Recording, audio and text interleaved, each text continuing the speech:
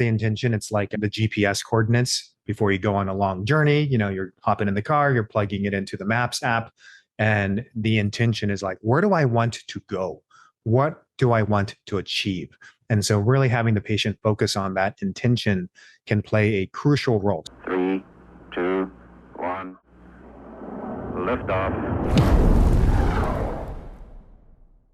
Welcome to the Ketamine StartUp Podcast. My name is Kimberly Chan Ko, and along with my co-host and partner, Sam Ko, we're two physicians who have a ketamine infusion clinic in Palm Springs, California. But more importantly, we've helped multiple doctors and other licensed medical professionals start their own ketamine clinics across the United States. On this podcast, you'll learn the realities of starting a ketamine clinic, marketing it, and more. Today's episode comes from a live mastermind session that we hold with our course students. And in this session, we talked about setting, and integration of the ketamine infusion experience and how these concepts are essential to transform your patients' lives. We had a fun time during this mastermind session, and we hope you enjoy it too. Plus, if you stayed until the end, we'll even give you a tool that you can start using now to assist you in helping your patients integrate their ketamine infusion experience. Let's dive into the episode. So let's jump into set and setting, which is a really crucial component of ketamine therapy because it is, in a way, a psychedelic medication. So we're going to talk about what that means and how you can apply it and why you should care. And for some of you, you may already know what set and setting is, especially if you're well-versed in the psychedelic space. For others, if you've just gone through medical school and mainstream healthcare education, you're like, what? So that's why we want to take time to talk about this. The set and setting stands for, or shortens, mindset. It refers to the mental state or a person brings to their clinic. And it goes beyond just where their head is at. It's what's their motives, their motivations, their intentions, the beliefs, along with how they're feeling, the physical, emotional, cognitive state before the infusion in our case. Kind of like, where are they at? Now, the setting refers to the physical and social environment where the ketamine experience will occur. And so this includes, obviously, the physical environment outside the clinic, inside the clinic space, and then also you. How are you showing up where your head is at? Because you are then part of their setting and their environment. Also includes your staff, as well as, the person that brought them, maybe their sister, their mom, a close friend, a significant other brought them. So they're all become characters on the stage in which they are at. They are part of the setting. And so what can you do about the setting? So you're like, how can it affect or influence rather a patient's mindset? And the way you can do it is obviously indirectly. You can't go into their head and rearrange the furniture, if you will. But what you can do is have them do some sort of preparation going into the treatment. Now, some clinics don't do anything like this. I mean, they have the standard, make sure you have a driver, no eating or drinking so many hours before. We're talking more, this is the preparation of the mind. Some clinics like ours, we have a preparatory detox from substances, such as like alcohol or marijuana, abstaining from certain activities or items or substances that can basically influence the mind and the mood. It's almost like a setting aside this time to really dive into oneself even before treatment occurs. We also encourage meditation. For some, this is a new thing. For others, it is a practice that they already have.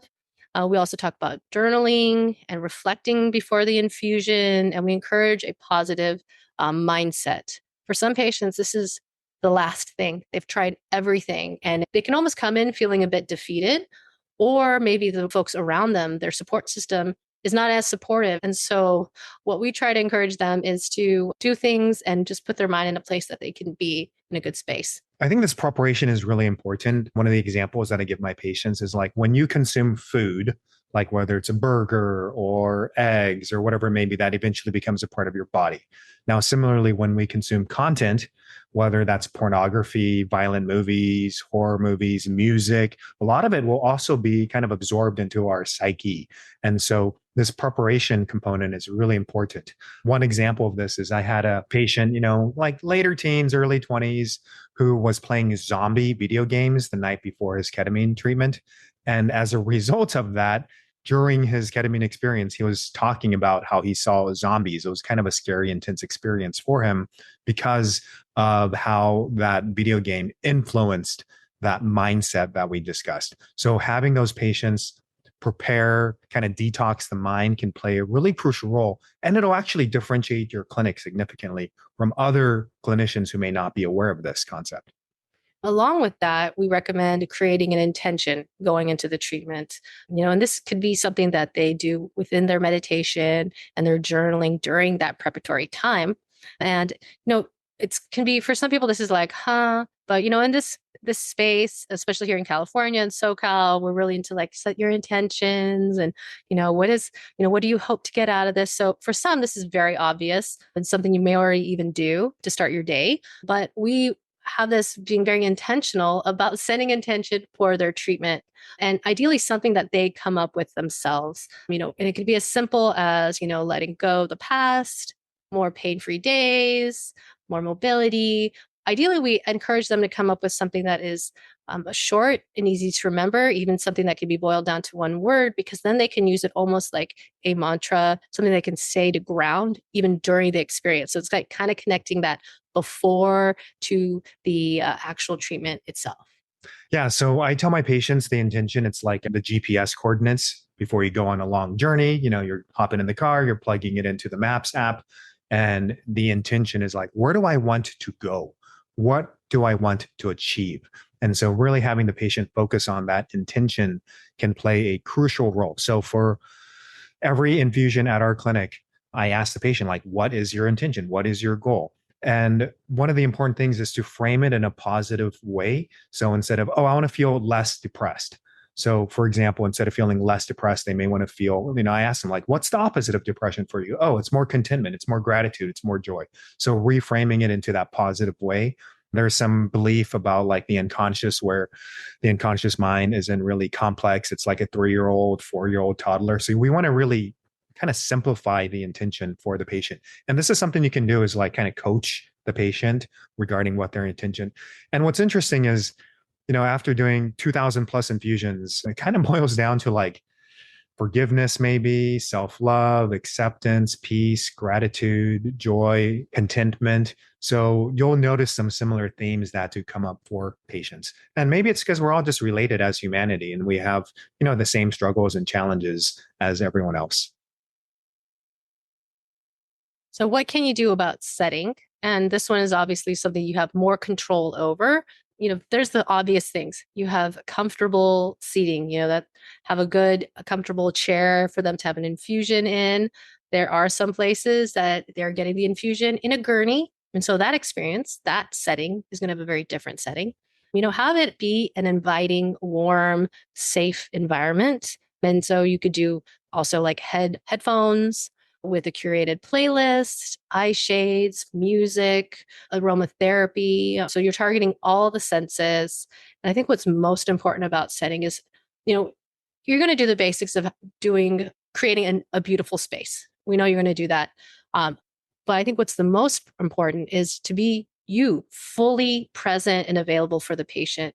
Most patients, they are already used to, and you could probably relate to this when you go and see somebody for your own health. They're a little bit rushed, or maybe they're checked out, or they're burned out, and you can kind of feel that they're dealing with their own stuff.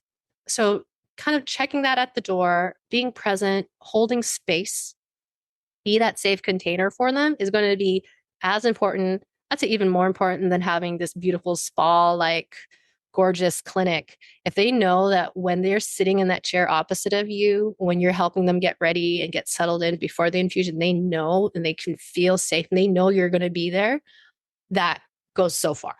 And I want to kind of highlight the word safe, because that's one of the key ingredients. Is the patient wants to feel safe when they're undergoing ketamine therapy, because they're kind of in a vulnerable state. Not kind of, they definitely are in a vulnerable state.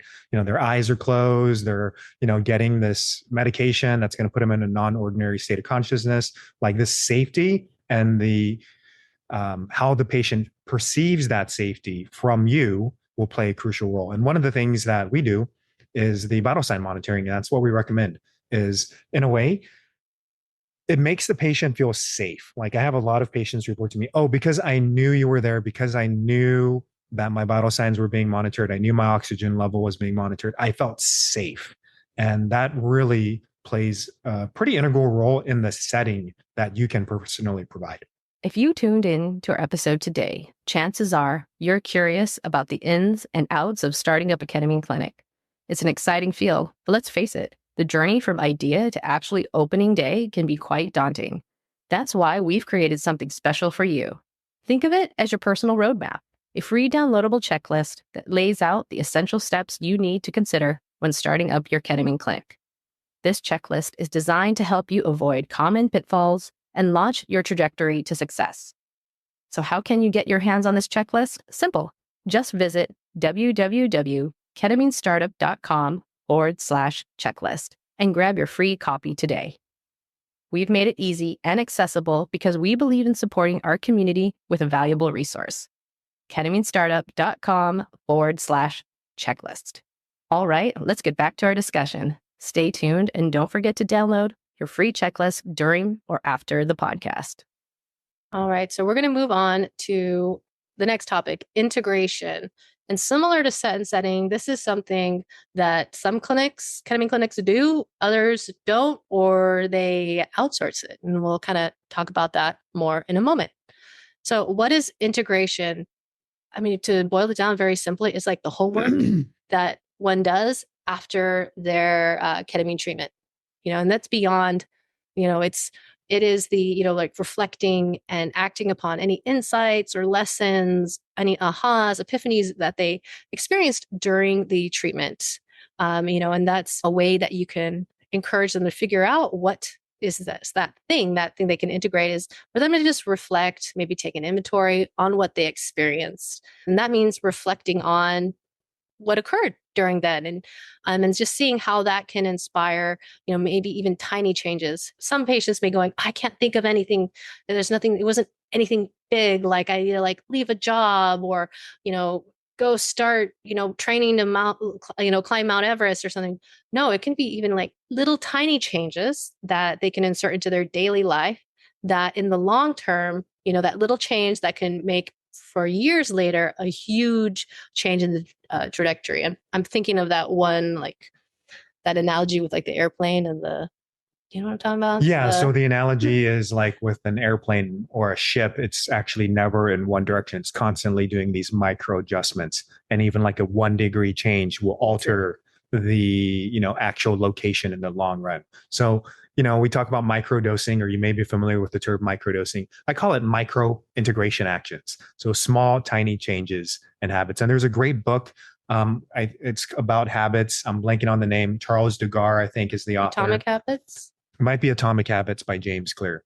But the bottom line, one of the lessons is to do these small micro changes, that's actually what helps. And it's cool because ketamine, as we know, it promotes neuroplasticity, right? And so because of that, we're going to take advantage of ketamine's effect on increasing the brain-derived neurotrophic factor, which will in turn create neurogenesis, neuroplasticity, new synaptic connections. And this is where that integration comes in. I tell a lot of our patients, it's like, hey, you had an extraordinary experience, because I would say the vast majority do have quite an extraordinary experience. It can be challenging, can be really fun, it can be euphoric in a way, but having that experience and then pulling something, I call it, pull a thread, pull a gemstone, pull a diamond from the experience to bring it back home to my daily life. And again, this will help the patient grow. And, one of the paradigms that's a little bit different with ketamine versus taking like a daily SSRI is really creating these changes, really taking advantage of that neuroplasticity. So I think the integration plays such an important role in this whole ketamine therapy process. And, beyond having these little micro daily changes, these shifts, having some sort of integration plan helps with creating a framework to, process what occurred in their ketamine experience. For some, if they've experienced non-ordinary states or psychedelic states in the past, may be comfortable with the things they had seen or more able to navigate and process what has happened. For some, this is going to be their first time. And that can be it could be a bit scary. It could be challenging. Like, what do I make of the fact I saw a relative that had long passed away, or that I was flying through space, or that I was like a toad inside a cave or something, like they don't know what to make of it. Or they might have felt very, had these feelings come up and they haven't felt for so long. So the idea of the integration is to help create that framework to process, plus to make a change in the everyday life. And so in our clinic, one of the things we do is this intention going forward. We love intentions. I love intentions. And so the idea is from that experience, what's the intention you have going forward? What's that little change that you can make in your daily life? And then, some examples are, meditate every day, be kinder to myself, do something that makes me happy or smile. What are some examples? Yeah. So I've had minor integration for the patients and major. Like I remember one patient who was, not a super heavy drinker, but pretty regular. And their intention moving forward was, hey, I'm going to take a 30-day hiatus from alcohol, kind of like sober October that you may have heard about, or like dry January. And so they were able to integrate that, like, maybe that relationship with alcohol is no longer serving me. And I've also had minor stuff where someone's like, you know what, I'm a busy parent. I don't really have a lot of time. I have, 6, 7 kids. I'm just going to spend 5 minutes in the bathroom, just time for myself. So it could be small things or it could be major things. The other thing I would highlight is that the patient may not want to make a drastic life change in the first 24, 48 hours. Like it's like, yep, I realize I need to get a divorce. So tomorrow I'm going to start the paperwork for the divorce process. It's like, give the patients time to settle. I love metaphors. And one of the metaphors I use is like, imagine that we've just shaken the brain up like a snow globe, right? And so now we've got a flurry of activity and there's, all these little snow pieces, but let things settle before making these drastic, huge life changes. Like really meditate on it, journal on it, talk with a psychotherapist, counselor, life coach, integration coach, etc. But give yourself time before you make these major changes in your life. For some folks, you may not want to do this, right? You're just going, oh, great. I've just learned how to do an infusion. I'm learning to juggle a business. So now I'm a business person and I'm using this new technique. Now I'm going to have to sit there and talk with them about this. Like for some of you, this is like, ugh. And for others, you're like, oh, I love this. This is like, getting you going. That means either you can have someone in-house to do that for you. You can train, a staff, ideally somebody who enjoys this first off, because the patients are going to feel it. They're going to know if a person's really invested and wants to hear about these things and to hold space for them as they process this. But for some, you may just make sure that you have some sort of framework for them or infrastructure for them to have somebody to talk with. Well, I'm actually thinking about the secret sauce that we're going to give you, this secret simple tool. It's called Technology of Participation, TOP. You can look it up. It's a great course, but it's this 4-step process. And it's just real simply, number 1 is what, number 2 is gut, number 3 is so what, and number 4 is now what. This is a framework to help with that integration process. Probably, maybe 10, 15, 20, 30 minutes post infusion. So it's something that you can apply and use it on your patients or maybe an integration coach that you work with. So let's dive into each one of those. The what, so this is going to help the patient recount and reflect on their experience. So how do you usually pose that? I literally asked them, like, tell me about your experience. What are some of those highlights? Tell me what you experienced. What did you feel? What did you see? What did you hear? Then the gut part goes to verbalizing how they felt, maybe that's physically or emotionally. So you can literally ask them like, well, given that experience, how did you feel? What was maybe the major predominant theme or emotions present during the infusion? Then the so what, the third step, encourages your patient to think about the significance or any meaning of what they had experienced. So I asked them like, what is the significance of that emotion in your everyday life? How can that apply to what's going on for you recently? And then finally, the 4th step is now what? So this is where we start talking about the integration. It inspires them to create some sort of action, integration action based on what they experienced, and how that experience made them feel and any of the significance they drew from it. So it kind of combines those earlier steps. So let's give an example of this. So the patient may say, for example, I'm going to ask them, hey, so what happened during your infusion? Oh, I saw my uncle who was a really big support for me. My parents really didn't support me that much, but my uncle was a really big impact. He's not alive, but I felt like I saw him. I felt like he was there. He was comforting me. Okay, great. So that's the what. How did that make you feel? Or why is this important in your life? Well, you know, I felt really safe. I felt like I was reconnected with my uncle and I felt a lot of positive emotions. Okay, so what's the significance of that? Well, maybe in my life, I'm not really having the support that I need. And then finally, well, now what can you do about it? Sounds like maybe I need to get more support. Maybe I need to build my community. Maybe I need to see that psychotherapist or reconnect with that psychotherapist that I've been working with.